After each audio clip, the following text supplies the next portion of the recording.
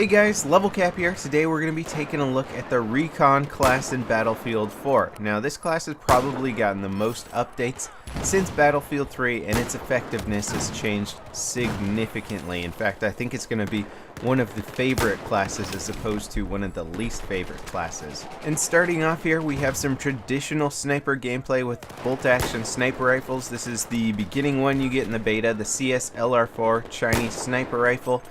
We have some limited stat information from Simthic.com. They've been digging around and getting us the stats. Hopefully we'll have all the beta stats pretty soon.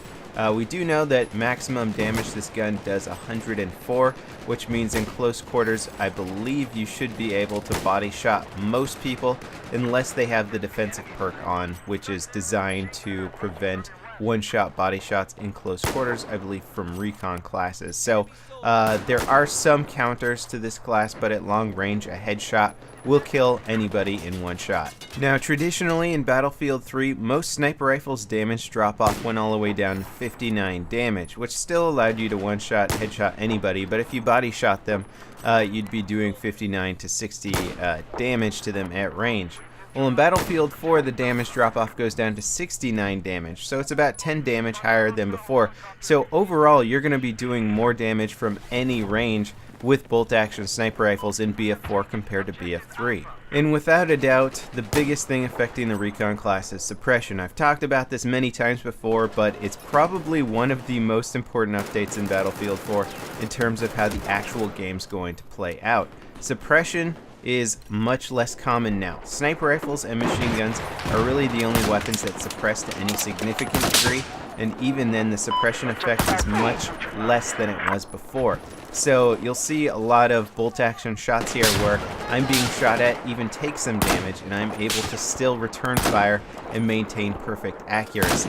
You'll notice I've switched over to the M48-5 here. I can't really tell you the differences between the CSLR4 or the M48-5 right now. I think their damage models are pretty much the same. They probably have different rates of fire and different reload speeds and that sort of thing, but as soon as we get the stats, I'll get into that. Now, I want to talk about Bad Company 2 briefly because there was something in Bad Company 2 that got termed the aggressive recon. I believe Sergeant Enigma back in the day was really well known for being a good aggressive recon player, where he would just take a bolt-action sniper rifle, get in close quarters, and hip fire and quick scope people and just play amazingly well to the point where you're taking out people who are playing assault and support classes in close quarter actions with bolt action sniper rifles. And this was possible because you didn't have suppression effect like we did in Battlefield 3, so as long as your accuracy was spot on and your reflexes were amazing, you could hold your own in close quarters with a bolt action sniper rifle.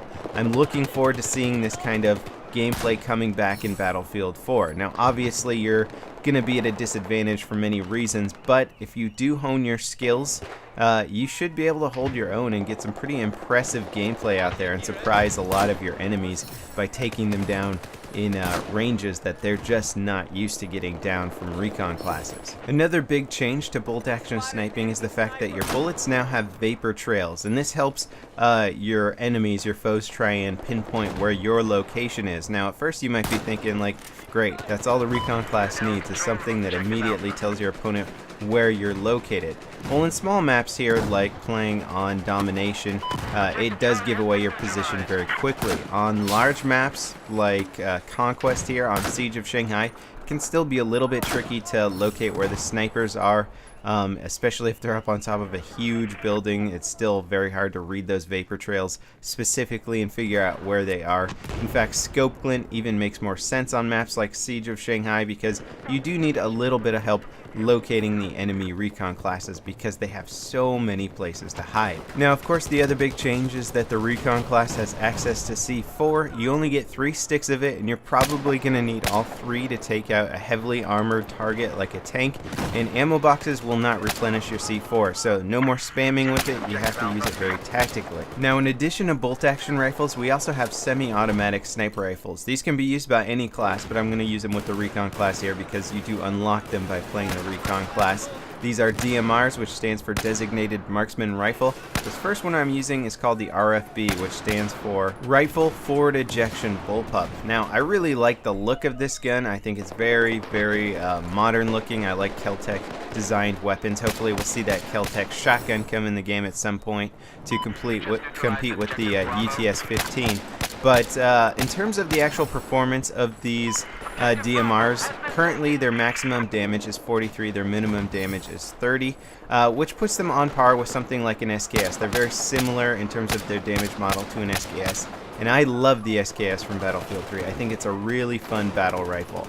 My problem with these in Battlefield 4 is that there seems to be something about their follow-up accuracy. It seems like perhaps the bloom of the weapon or the recoil or something is there that just makes it very difficult for me personally to put down a lot of follow-up shots on my target. And I feel much more effective with the SKS in Battlefield 3 than I do with these guns in Battlefield 4.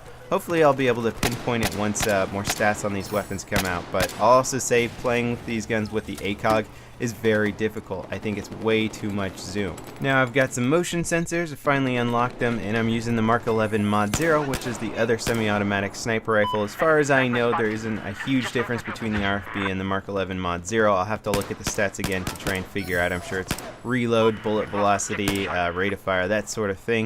And we're using the basic iron sights here to start off with. You only really get iron sights, ACOG, and then you can also get the angled iron sights, so you can switch to those once you have an ACOG on your weapon if you want to switch between different zoom levels. And again, I gotta say, having a hollow sight I think would be much better for these weapons, and at least allow me to try and figure out what's going on with the recoil and accuracy. Maybe I'm having a hard time putting up follow-up shots because I really don't like the iron sights on these guns and I want something like a red dot or a hollow sight. But you can play with them. I would recommend trying to use them in Conquest, because in this domination game mode you're going to get wasted by people with scars and people using just faster rate of fire weapons in close quarters. These are very difficult to use. Now once you unlock the motion sensors, I recommend running with those as much as possible, especially in this domination game mode. It's so useful for pinpointing your enemy and getting the drop on them. You get 3 of them, you throw them out like grenades, and they basically emit pulses which will show your enemies on the minimap. So you want to throw it in a location where you think there's enemies that you have to deal with. It really changes up the Recon class, gives you a lot of options, and allows you to really stay on top of the intel of the game, figure out where your enemies are located, and so you can get the drop on them, which is very important for this class because your weapons are the kind that you need to shoot first to win your engagements. And if you really want a potent class, you can try running with motion sensors and carbines, because carbines are so good in this game, and having that kind of intel with a meaty gun like that is just going to make you an extremely lethal player in close quarter engagements. I hope this video was helpful. I hope you enjoyed it, and thanks for watching, guys. I'll see you next time. This is Level Cap, signing off.